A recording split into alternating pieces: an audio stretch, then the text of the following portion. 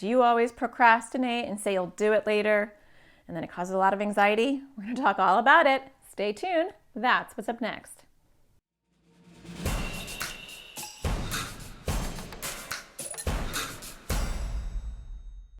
Hi, my name is Natasha Daniels. I'm a therapist and I make videos for people with anxiety or OCD. And today I'm going to talk to you about procrastination. Somebody actually requested that I do this video and I thought, oh my gosh, what a great topic. I have not done a topic on procrastination. How can that be after 200 plus videos? But it's true. So I'm going to talk to you about how to help you out there who likes to procrastinate. But before I do, please don't forget to hit subscribe, hit the bell so you get notified when I make new videos because they come out every Thursday. I'm also over at Instagram at AT Parenting Survival. So if you're not following me there, please do. Okay, let's talk about procrastination. So when it comes to anxiety, there are two different ways that people handle their stress. And it doesn't have to be this way or this way. It could be somewhere in between, or it could depend on the situation. But let's just talk about it in general terms. Some people with anxiety are doers. They have to get everything done right away or it creates panic. So they might have a big to-do list. They may not be able to sit down and relax because there's always something that has to be done. So that's exhausting. And then there's people on the other end who are procrastinators and they're like, it's so overwhelming, I'll do it later. I'll think about it tomorrow. I'll just do it when it's due. I'll wait until it's done. So there are avoiders. So you have doers and you have avoiders, but the anxiety drives both. So it is the same issue. It's just the opposite end of the coin. Is that the expression? So it's the same problem. It's just a different way of dealing with it. I'm a doer and that's exhausting. So I can never sit down and relax because I'm always like, what's on my to-do list? There's probably something else for you to do. And that's exhausting. And it's exhausting to procrastinate because the amount of stress and adrenaline that it can cause in your body when you kick that can down the road and you say, I'll do it later, is exhausting too. So we have to find some middle ground for us doers and avoiders. So let's talk about you avoiders out there because that's what this video is about. Maybe I'll make a to-do list video some other time. I'll add that to my to-do list. So when you procrastinate, a lot of times it's because the project or thing that you have to do is not pleasurable, not exciting, and sometimes it's causing you anxiety. And so you avoid. The first thing I want you to do, and this is going to sound really weird, is I want you to imagine the future you. And so a lot of times when we talk about self-care, like taking care of yourself, we think of like bubble baths, some ice cream, right? Get into a warm, cozy blanket and relax. We think of that as self-care. Self-care isn't about that. Self-care is about how you're treating your future you, right? So does future you want you to wait until the night before when you freak out that you're having a test, right? Does future Jennifer want to say, oh my gosh, I didn't study for the last 4 days and now look what you left me, past Jennifer, right? Think about yourself in future and past. And that actually really, I know that seems totally weird, but that really helps me. When I think about future Natasha's going to feel really rushed next week, she's going to feel really rushed. And so, in fact, I'm making this YouTube video for future Natasha because my week down in the next few days, it's going to be super busy because right now I'm opening up my AT parenting community for parents who are raising kids with anxiety and OCD, and it's going to be very busy. And so I'm making this video today, even though I normally make it tomorrow, because I know future Natasha is going to be really exhausted.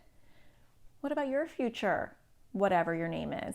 What about your future John, or your future Jennifer, or future Sarah, your future Ashley, your future Bob, whatever your name is?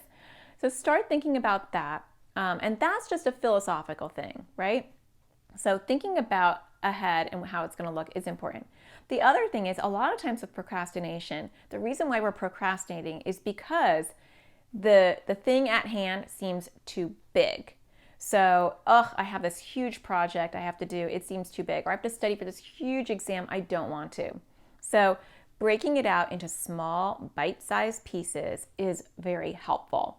So, and this is not the way a procrastinator thinks, but you can retrain your brain to think like a doer, or somewhere maybe not as extreme as a doer over here, instead of a procrastinator. So get a calendar out, or get a piece of paper out, or do it on your computer and write down Monday, Tuesday, Wednesday, Thursday, Friday. Write down from today to when it's due. This is what I do. And then you're going to break out little tiny pieces. So if you have, let's say this is 100% of what you have to do, and you have, I don't want to do math. Let me avoid math. Let's say you have a week to do it. You're going to break out little pieces throughout the calendar so that you're doing some small things. So let's say you had to read 50 chapters, 10 chapters. And you can really like mess up future Jennifer and say, I'm just going to wait. And future Jennifer's going to have to read 10 chapters the night before. Because every day I'm going to be like, nope, don't want to do it. Nope, not going to do it. Nope, not going to do it. And then the night before, Jennifer is like, oh my gosh, past Jennifer. Now I have to read like 10 chapters. This is ridiculous. So instead, you do Jennifer a solid and you say, I'm going to read one chapter every day for the next 10 days. And one chapter takes me literally like 5 minutes. So 5 minutes every day is much better than whatever, I'm not doing math today. That large amount where I'm gonna have to read 10 chapters in one night. I'm not gonna wanna do that. So even though that's gonna go against the grain because you're not gonna wanna do that, get out a calendar and write down every little piece. And you can pin it up on your wall, or put it somewhere where you can see it. Because if you don't put it somewhere where you can see it, you're not gonna do it. I've had some kids that will get like a Sharpie and they'll write it like on their mirror, or a dry erase marker and they'll write it on their mirror so they can see it. The other thing is set echo reminders, or if you have an Alexa or if you have an iPad. I like things that talk. So a lot of times I'll set reminders and it will like talk to me, future Natasha, and it will say, hey, Natasha, go do the dishes, and I'll set a timer. And it's annoying at the time. I'm like, don't tell me what to do, but I get up and I do it because I've made that commitment. So set a reminder for yourself every day so that you can see it. So you want to visually be able to see it. Maybe an auditory reminder can be very helpful. Now, what happens with procrastinators is you make all these beautiful plans and then you kick the can down the road. So Tuesday comes and you're like, man, I didn't read a chapter yesterday and I have to read a chapter today too. That seems like a lot. I'm not going to do it. So future Jennifer's going to have to read 3 chapters on the 3rd day.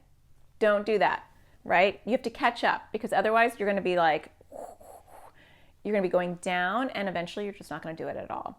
So if you don't do the thing that you're supposed to do, then you have to do both of those things the next day. And you just have to be honest with yourself.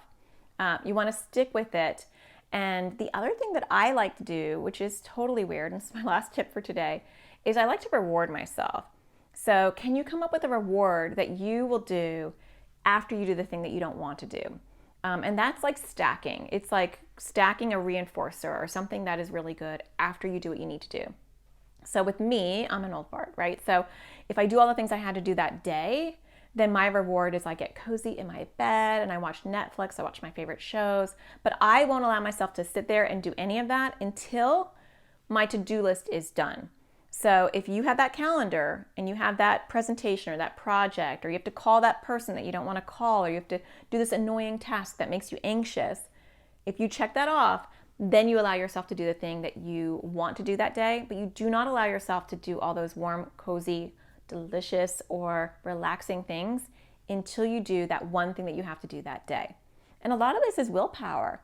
But I promise you, if you start to set this up in your life and you start to follow this, even though it goes against the grain of how you react to stress, your brain will eventually adapt this, and this will be the way that you function moving forward. You have to do this over and over again for it to be a habit, because it's not how your brain wants to work on the stress. It wants to be avoidant. But the more you avoid, the bigger your stress, the more you avoid, and nobody wants that. Well, I hope that you find the sparkle in everything you do. I hope you found this helpful. Don't forget to hit subscribe, hit the like bell if you found this helpful, and I will talk to you again next Thursday. Take care.